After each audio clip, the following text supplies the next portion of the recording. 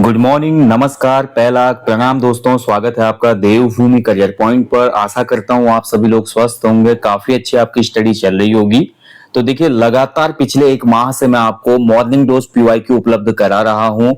और देखिए दोस्तों, आप लोगों के लिए कंटिन्यूटी मैंने रखी है ताकि आगामी परीक्षा जब आप देंगे तो जितने भी पीवाईक्यू हैं आपके पिछले 5-7 सालों के वो कवर हो जाएं। तो आप लोग भी दोस्तों एफर्ट लगाइए और जो ये पीवाईक्यू सीरीज आ रही है इसको फॉलो कीजिए। इस सीरीज में आपको मिलते हैं उत्तराखंड जीके पीवाईक्यू, सामान्य हिंदी पीवाईक्यू और जीएस जीके के पीवाईक्यू। ठीक है। इसके अलावा चैनल पे जो अदर कंटेंट आता है, रिवीजन क्लासेस महाकुंभ चल रही है, उसके अलावा अन्य टेस्ट सीरीज आते हैं, कंप्यूटर वाली टेस्ट सीरीज आ रही है। तो ये जितना भी कंटेंट आपको दिया जा रहा है एग्जाम रिलेटेड है और बहुत ज्यादा बेनिफिशियल ये कंटेंट है, तो आप इसका लाभ उठाएं। और जब आप ये पीवाईक्यू सीरीज के बाद नेक्स्ट एग्जाम देंगे ना, तो आपको खुद रियलाइज हो जाएगा कि पीवाईक्यू का आपके एग्जाम में क्या महत्व होता है। ठीक है। तो चलिए आज इसी क्रम में देखेंगे। आज फ्राइडे है, फ्राइडे मॉर्निंग में आज देखेंगे जीएस जी के पीवाईक्यू का पार्ट 5। ठीक है। तो आज सामान्य अध्ययन प्रीवियस ईयर्स क्वेश्चन का पार्ट 5 है। चलिए शुरुआत करते हैं पहले क्वेश्चन से। बाकी यार ये सीरीज अच्छी लगती है तो अपना एक लाइक करना और साथ ही अपना फीडबैक देना ना भूलें कमेंट बॉक्स में। अकबर ने दीन ए इलाही की शुरुआत किस वर्ष की थी? ठीक है।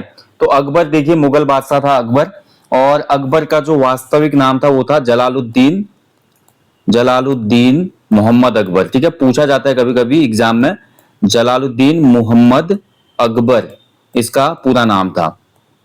जन्म कब हुआ था इसका? तो जन्म हुआ था इसका 1542 में, अमरकोट में इसका जन्म हुआ था। ठीक है। राजा बना ये 1556 में, और पानीपत का द्वितीय युद्ध भी लड़ा भाई इसने। ठीक है। अकबर और हेमचंद्र विक्रमादित्य के मध्य युद्ध होता है 1556 में। पानीपत के द्वितीय युद्ध के बाद अकबर जो है आपका मुगल बादशाह बनता है और 1605 तक गद्दी पर रहता है। ठीक है। इसने भैया 1582 में दीन ए इलाही नामक धर्म शुरू किया था। अब दीन ए इलाही क्या था? तो दीन ए इलाही एक प्रकार का धर्म था नया। ठीक है। ना कोई इस्लाम धर्म, ना हिंदू धर्म, ना सिख धर्म, ना पारसी धर्म, कोई धर्म नहीं। इसको छोड़ के इसने एक दीन ए इलाही नामक धर्म की शुरुआत की। एक धर्म था एक हिसाब से, और इस धर्म को लाने का उद्देश्य था जो अकबर का विशाल साम्राज्य था उस साम्राज्य में एकता और सद्भाव बना रहे। और साथ ही जो ये दीन ए इलाही धर्म शुरू किया इसने, यह एकेश्वरवाद पर आधारित था। ठीक है। एकेश्वर यानी कि एक ही ईश्वर है, इस सिद्धांत पर आधारित था ये। ठीक है। इसके अलावा देखिए अकबर के कुछ महत्वपूर्ण काम है जिसमें आपका देखिए जजिया कर को इसने समाप्त किया। गैर मुस्लिमों पे जजिया कर लगता था उसमें। कहने का मतलब हिंदू यात्री जब तीर्थ स्थलों में जाते थे तो उसका भी उनको टैक्स देना पड़ता था। तो अकबर को जब ये पता चलता है तो अकबर इस टैक्स को समाप्त करता है। इसके अलावा इसने राजपूतों से अच्छे संबंध बनाए ताकि भैया आसानी से राजपूत इसकी अधीनता स्वीकार कर ले, युद्ध करने की आवश्यकता ना पड़े। अगर आप अकबर की साम्राज्यवादी नीति पढ़ेंगे तो बहुत चतुर ढंग से इसने काम किए थे। ठीक है। मेंस में क्वेश्चन बनता है अकबर की जो विस्तारवाद किया अकबर ने, या जो उसने राज्यों को अपने अधीन किया, किस प्रकार से उसकी नीतियां थी। तो इसमें आपके ये पॉइंट बहुत काम आते हैं। ठीक है। तो ये था भैया आपका दीन ए इलाही जो कि 1582 में शुरू किया गया था, ध्यान रखेंगे। चलिए आगे बढ़ेंगे। निम्न में से कौन कैबिनेट मिशन 1946 का सदस्य नहीं था? देखिए भारत में कैबिनेट मिशन आते हैं 1946 में। अगर आप हमारे जीएस के ऑनलाइन कोर्स से जुड़े हैं तो वहां पे पॉलिटी में मैंने आपको बताया था। ठीक है। जब साइमन कमीशन आता है 1928 में भारत, तो साइमन कमीशन के फेल होने के बाद, क्योंकि साइमन कमीशन में कोई भी मेंबर इंडियन नहीं था, सभी उसमें गोरे थे, तो उसका बहिष्कार हो जाता है। उसके बाद भैया इंडियंस को खुली चुनौती दे दी जाती है ब्रिटिशर्स की तरफ से, अगर तुम्हारे अंदर जज्बा है या तुम सभी क्षेत्रीय पार्टियों में अगर एकता है तो अपना एजेंडा लाओ, तुम अपनी संविधान सभा बनाओ भाई। ठीक है। तुम अपना बताओ कि किस प्रकार से संविधान सभा बता सकते हो। पहले तुम पार्टियां एक तो हो जाओ, इस पे चर्चा होती है। उसके बाद नेहरू रिपोर्ट आती है 1928 में, फिर हमारे गोलमेज सम्मेलन होते हैं। ठीक है। उसके बाद एम एन रॉय के मन में आता है पहली बार संविधान सभा का जो बनाने का विचार। उसके बाद क्रिप्स मिशन आता है 1942 में। वर्ल्ड वॉर 2 चल रहा है भाई इस बीच, तो क्रिप्स मिशन फेल हो जाता है। ठीक है। उसके बाद फाइनली आता है कैबिनेट मिशन 1946। कैबिनेट मिशन का मेन उद्देश्य यह था कि भारत को संप्रभुता देना, यानी कि भारत को स्वतंत्र कर देना और भारत की एकता को भी स्थापित रखना। कैबिनेट मिशन कभी नहीं चाहता था कि भारत का विभाजन हो। ठीक है। बाद में माउंटबेटन योजना आती है तो भारत का विभाजन कर दिया जाता है, वो अलग बात है। और इसके अलावा कैबिनेट मिशन आया था भारत में संविधान सभा जो बनाई जाएगी किस प्रकार से बनाई जाएगी और कैसे ये लोग आगे की प्रक्रिया कर रहे हैं, इन सभी पहलुओं को जांचने के लिए कैबिनेट मिशन लाया गया था। और इसका जो सदस्य था पैथिक लॉरेंस भी था, एवी अलेक्जेंडर भी थे, स्टेफर्ड क्रिप्स भी थे इसमें, जो कि क्रिप्स मिशन में भी था। ऑप्शन सी जो है विलियम वेडरबर्न, ये इसमें शामिल नहीं था। तो इसका आंसर हो जाएगा option C, William Wedderburn cabinet mission का सदस्य नहीं था। अब कभी क्वेश्चन ये भी बनता है कि कैबिनेट मिशन जो आया था 1946 का, इसका अध्यक्ष कौन था? 3 मेंबर तो मैंने आपको बता दिए। अब इन 3 मेंबरों में से पैथिक लॉरेंस इसका अध्यक्ष था और ये 2 इसके सदस्य थे, अलेक्जेंडर एंड क्रिप्स। ठीक है, ये याद रखिएगा। चलिए आगे बढ़ेंगे। 1946 फिर उसके बाद हमारी संविधान सभा बनी जाती है दिसंबर में, आपको पता ही है दोस्तों। ठीक है, संविधान सभा 6 दिसंबर 1946 को हमारी संविधान सभा की गठन होता है और 9 दिसंबर 1946 को पहली बैठक हो जाती है ना। तो फिर हमारी संविधान सभा अस्तित्व में आ जाती है कैबिनेट मिशन के बाद। 1905 में बंगाल विभाजन के समय भारत का वायसराय कौन था? तो देखिए 1905 में क्या हुआ था, बंगाल का विभाजन हो गया, पार्टीशन हो गया बंगाल का, और उस समय भारत का जो वायसराय था ये था कर्जन। ऑप्शन सी हो जाएगा इसका आंसर। ठीक है, कर्जन था उस समय। अब देखिए बंगाल विभाजन क्यों किया गया? देखिए जो उसमें बंगाल था, बंगाल का एरिया उसमें जो आज वर्तमान बांग्लादेश है, ठीक है, और जो हमारा पश्चिम बंगाल है, ये पूरा बंगाल प्रांत तो उस समय स्वदेशी आंदोलन का गढ़ बन चुका था। देश में स्वदेशी आंदोलन बहुत जोरों शोरों से चल रहा था, है ना। स्वदेशी आंदोलन चल रहा था, मतलब अभी प्रत्यक्ष नहीं हुआ था, क्योंकि जैसे ही बंगाल विभाजन होता है फिर स्वदेशी आंदोलन और ज्यादा जोर पकड़ेगा। उसके बाद विदेशी चीजों की यहाँ पे बहिष्कार होगा, बॉयकॉट होता है विदेशी आइटमों का, और स्वदेशी अपनाने का आह्वान किया जाता है। ठीक है, तो बंगाल में क्या हो रहा था, उसमें बहुत ज्यादा क्या हो रही थी, बंगाल में उस समय राष्ट्रवादी आंदोलन का गढ़ बन गया था। ये राष्ट्रवादी आंदोलन हो रहे थे बंगाल में, उसमें अलग अलग संगठन बन रहे थे, समाचार पत्र आ रहे थे। तो बंगाल को देखकर ब्रिटिशर्स के मन में थोड़ा भय हो गया। बोला यार ये बंगाल में बड़ा, यार ये लोग क्रांति कर रहे हैं, यहाँ पे देखिए राष्ट्रीयता चरम पे है, तो बंगाल को तोड़ना पड़ेगा भाई, तब जाके काम बनेगा, तब इनकी एकता खत्म होगी। तो इसलिए ब्रिटिशर्सों ने क्या किया, 1905 में बंगाल विभाजन कर दिया। बंगाल विभाजन की घोषणा कब हुई थी? यहाँ से 2 क्वेश्चन बनते हैं। इसकी घोषणा कब हुई थी? तो बंगाल विभाजन की घोषणा हुई थी 20 जुलाई 1905 को। ठीक है, और ये लागू कब हुआ था? तो लागू हुआ ये बंगाल विभाजन आपका 16 अक्टूबर 1905 को। ठीक है, लागू 16 अक्टूबर 1905 को हुआ था, ध्यान रखेंगे। अब इसमें कभी कभी देखिए मेंस अगर आप लिख रहे हैं ना, तभी मैं बोलता हूं अगर आप डिटेल में पढ़ेंगे, कॉन्सेप्ट क्लियर करेंगे, तो आप तब मेंस क्लियर कर लेंगे। मेंस के लिए आपको पहले तो पूरे बेसिक कॉन्सेप्ट क्लियर होने चाहिए, उसके बाद आपकी राइटिंग स्किल्स बेहतर होनी चाहिए। राइटिंग स्किल्स का मतलब ये 3 घंटे में जो पेपर आता है आपका मेंस का, उसको आप कितनी जल्दी से लिखते हो, कितना अच्छा लिखता है, ये होते हैं राइटिंग स्किल। आता तो सबको है, लेकिन वहां पे लिखने में क्या होता है कि आदमी के पसीने छूट जाते हैं, और प्रैक्टिस जिसकी नहीं होती तो वो स्पीड नहीं ले पाता। तो यहां पर क्वेश्चन बनता है आपका मेंस में भी, बंगाल विभाजन का कारण उसमें क्या बताया गया था। तो सबसे पहले ब्रिटिशर्स ने बोला हम प्रशासनिक दक्षता के लिए बंगाल विभाजन कर रहे हैं। प्रशासनिक दक्षता यानी कि बंगाल बहुत बड़ा प्रांत हो गया भाई लोगों, और यहाँ पर इतना बड़ा एडमिनिस्ट्रेशन चलाना हमारे हाथ में नहीं है, इसलिए हम बंगाल का विभाजन कर रहे हैं ताकि एडमिनिस्ट्रेशन अच्छा हो पाए। ये तो ब्रिटिशर्स ने बोला, लेकिन ये रीजन तो था ब्रिटिशर्स की तरफ से था, लेकिन ये सर्वजग में आपको पता है दोस्तों, ये कोई कारण उसमें नहीं था। सबसे मेन कारण था राष्ट्रीयता को कम करना, राष्ट्रीयता को कम करना। ठीक है, राष्ट्रीयता को कम करना। इसके अलावा बंगाल की जनता में फूट डालना। कैसी फूट? हिंदू मुस्लिम वाली। ठीक है, बंगाल की जनता में फूट डाली इन्होंने, हिंदू मुस्लिम वाला जो कार्ड है वो खेला गया यहाँ पे। ठीक है, और आपको पता है उसके बाद पूर्वी बंगाल जो कि वर्तमान में आज बांग्लादेश है, और उसके बाद पश्चिम बंगाल जो आज हमारा राज्य है। तो इन 2 भागों में बंगाल का उसमें विभाजन हो जाता है भाई। ठीक है, क्लियर। चलिए, सोशल कॉन्ट्रैक्ट नामक पुस्तक किसने लिखी थी? तो सोशल कॉन्ट्रैक्ट कई बार एग्जाम में क्वेश्चन बनता है। सोशल कॉन्ट्रैक्ट पुस्तक लिखी थी रूसो ने। ऑप्शन डी इसका राइट आंसर है, रूसो। ठीक है, रूसो कौन था भैया? रूसो एक फ्रांसीसी फिलोसोफर था, यानी कि दार्शनिक, एक फ्रांसीसी दार्शनिक था ये, और इसके साथ साथ ही एक राइटर भी था, लेखक। ठीक है, तो इसी की पुस्तक है सोशल कॉन्ट्रैक्ट। सोशल कॉन्ट्रैक्ट में भैया इसने बताया कि राज्य किस प्रकार का होना चाहिए, एक राज्य की वैधता क्या होती है, वैधता। ठीक है, राज्य की वैधता क्या है, ये सभी पहलुओं पर प्रकाश डाला गया है इस पुस्तक में। कहने का मतलब इस पुस्तक में राजनीति और सामाजिक, राजनीति प्लस सामाजिक सामंजस्य की बातें बताई गई हैं। ठीक है, जो भी राजनीति होती है और जो हमारा सामाजिक जो सामंजस्य होता है, तो उसको स्थापित करने की पहलू, जैसे हमारी पॉलिटिकल जो अर्थशास्त्र पुस्तक है ना, जो कि हमारे चाणक्य जी ने लिखी है, जिनको विष्णुगुप्त भी कहा जाता है, कौटिल्य भी कहा जाता है, उसमें भी राजनीति का ही उल्लेख है। ठीक है, ये ऐसे ही हमारी सोशल कॉन्ट्रैक्ट पुस्तक में रूसो ने इसको लिखा था, ध्यान रखेंगे। चलिए आगे बढ़ेंगे। बेलाडिला निम्न में से किस खनिज के लिए प्रसिद्ध है? तो बेलाडिला जो है भैया आपका निम्न में से किस खनिज के लिए, कौन सा मिनरल मिलता है? तो बेलाडिला सबसे पहले तो आप समझ लीजिए कहां पे है, तो ये आपका है छत्तीसगढ़ में। बेलाडिला कहां पे है? छत्तीसगढ़ में स्थित है। ठीक है, यहां पर आपका प्राप्त होता है उच्च श्रेणी का हेमेटाइट। हेमेटाइट, अब हेमेटाइट क्या है? तो हेमेटाइट आपका लौह अयस्क का एक टाइप है। ठीक है, आयरन ओर का एक टाइप है और अच्छी क्वालिटी का। ठीक है, और बेलाडिला जो छत्तीसगढ़ में स्थित है, इसको बेलाडिला इसलिए बोला जाता है क्योंकि इसकी जो रचना है बैल के कुबड़ जैसी है। बैल के कुबड़, जो बैल का कुबड़ हम्प आया होता है ना, तो कुबड़ जैसा है ये। ठीक है, इसलिए इसको बेलाडिला कहा जाता है। और ये जो हमारा पठारी भाग आता है बीच का, ठीक है, छत्तीसगढ़ से नीचे का जो हमारा दक्कन ट्रैप आता है उसमें आपका फैला हुआ है, ध्यान रखेंगे। तो बैल के कुबड़ जैसा दिखता है ये, इसलिए इसको बेलाडिला कहा जाता है। अगला देखिए, यू आकार की घाटी का निर्माण निम्न में से कौन सा भूभाग करता है?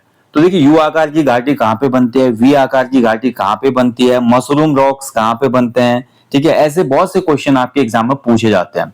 तो यू आकार की जो घाटी बनती है आपकी, ठीक है, यू आकार की घाटी हमेशा आपको देखने को मिलेगी कहां पे? ग्लेशियर में, यानी कि हिमानी के द्वारा निर्मित होती है। हिमानी बोले तो ग्लेशियर द्वारा निर्मित आकृति है, ग्लेशियर द्वारा निर्मित आकृति। ठीक है, ऑप्शन ही हो जाएगा इसका उत्तर, हिमानी। अब देखिए, इसके अलावा भी क्वेश्चन आपका बनता है कि हिमानी द्वारा निर्मित जो अन्य आकृतियां कौन कौन सी हैं। इसके अलावा हिमानी द्वारा बनती है सर्कस नामक आकृति बनती है, हॉर्न जो है इसके द्वारा एक आकृति और बनती है। ठीक है, इसके अलावा जब हिमानी देखिए पिघलकर नीचे जाती है, तो पिघलकर जब नीचे जाती है हिमानी, तो उसका तो पानी बन जाता है। लेकिन हिमानी के साथ जो मोटे निक्षेप आए रहते हैं, ठीक है, मोटे जो निक्षेप होते हैं, तो मोटे निक्षेप के द्वारा कौन सी आकृति बनती है? तो हिमानी के निक्षेपण से जो आकृति बनती है, इनको हिमोग कहा जाता है, हिमोग। ठीक है, हिमोग। इसके अलावा इनको कहा जाता है ड्रमलिन। ठीक है, और एक आकृति और बनते हैं केम। ठीक है, ध्यान रखेंगे। और हिमानी का जो निक्षेप नीचे छोड़ा जाता है, ये तो आकृतियां हो गई। हिमानी का जो भी नीचे निक्षेप छोड़ा जाता है, यानी कि ऊपर तो बर्फ होगी ना, मान लीजिए कोई ग्लेशियर पिघल के आ रहा है ऊपर से, या बह के आ रहा है, या मान लीजिए कोई एवलॉन्च आ गया, तो जब वो बर्फ आती है तो बर्फ के नीचे भी तो भाई कंकड़ पत्थर मिट्टी रहती है, वो भी तो आती है खिसक के। और इसी कंकड़ पत्थर मिट्टी के द्वारा जो नीचे तलहटी में जो जमा हो जाती है, इसको कहा जाता है मोरेन। ठीक है, इसको क्या कहते हैं? मोरेन। कई भी क्वेश्चन भी बनता है। आप देखिए, जोशीमठ जो है हमारा मोरेन पे स्थित पहाड़ है।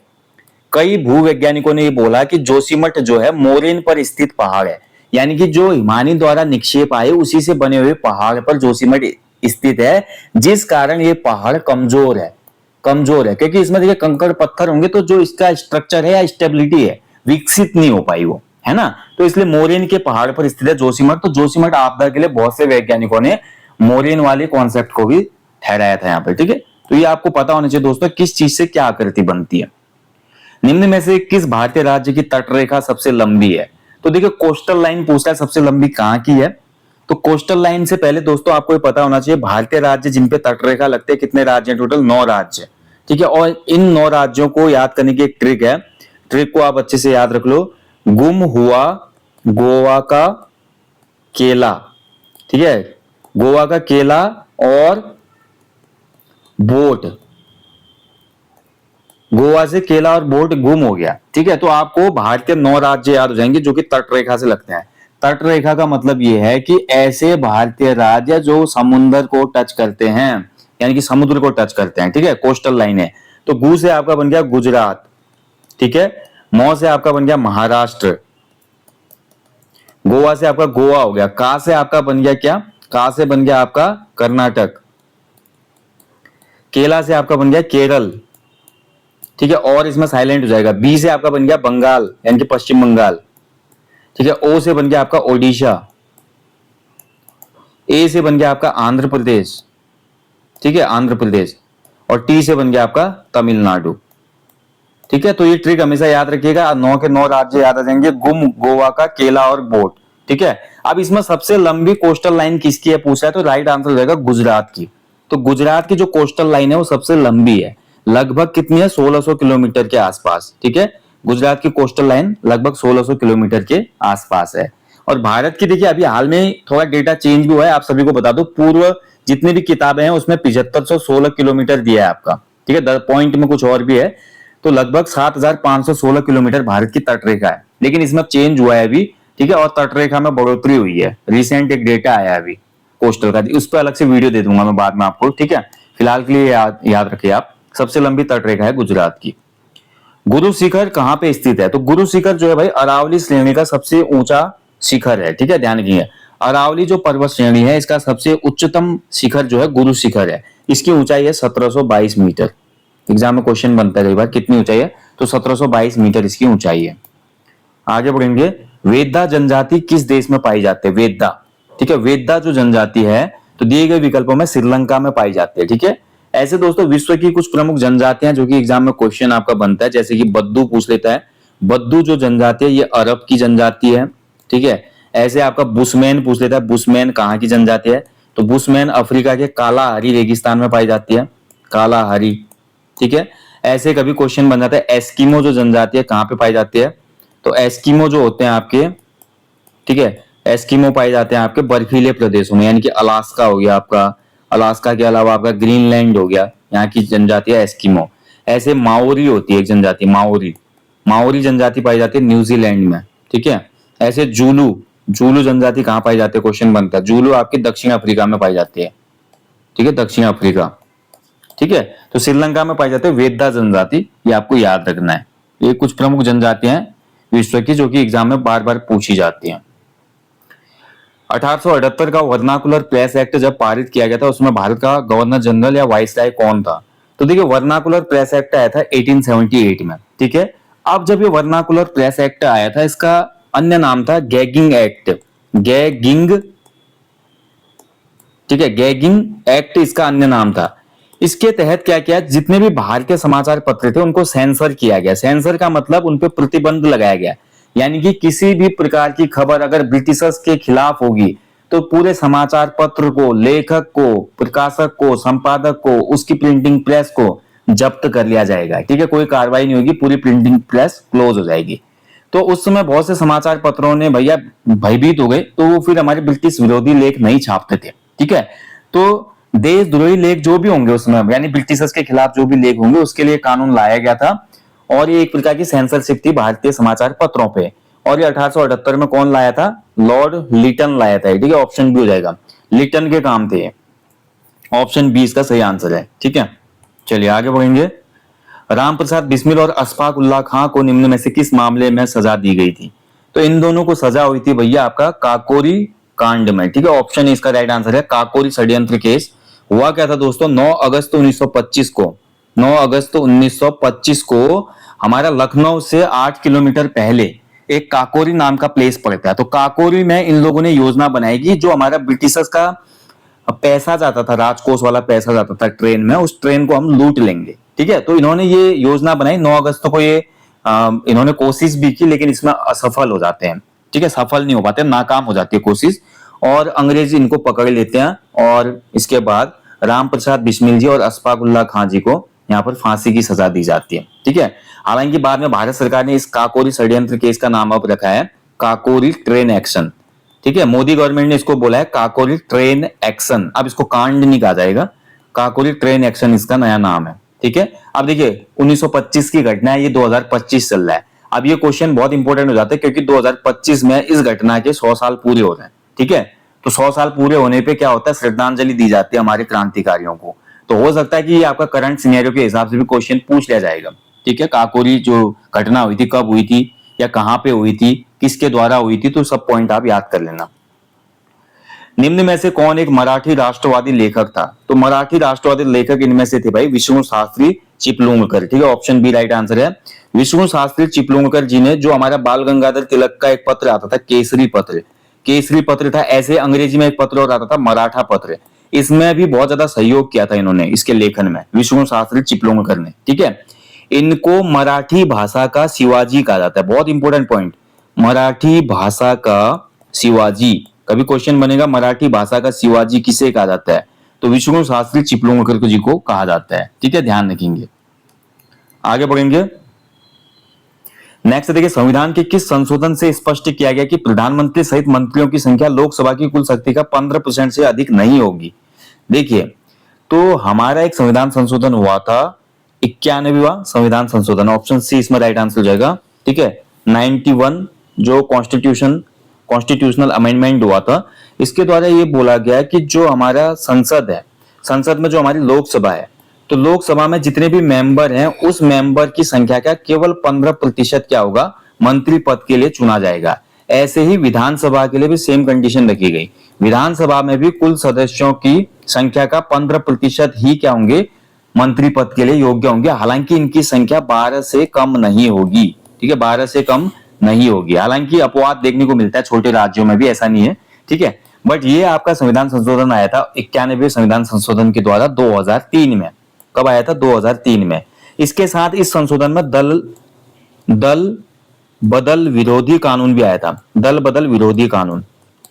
दल बदल विरोधी कानून क्या था? जैसे मान लीजिए कोई कांग्रेस वाला बीजेपी में चले गया, बीजेपी वाला कांग्रेस में आ गया, पहले ऐसा करते थे 2003 से पहले, तो उससे क्या होता था, एक तरफ की सरकार गिर जाती थी। बाद में ये बोला गया कि अगर कोई भी विधायक या सांसद अपना दल बदलेगा तो उसकी सांसद की जो अर्हता है या विधायक की जो अर्हता है वो समाप्त कर दी जाएगी। ठीक है, यानी कि वो दल बदलने के बाद संबंधित पार्टी के साथ साथ किसी भी पार्टी का एक सदस्य नहीं होगा, उसकी सदस्यता समाप्त हो जाएगी, या भले वो सांसद की हो भले वो विधायक की हो। ठीक है, तो ये कानून लाया गया था।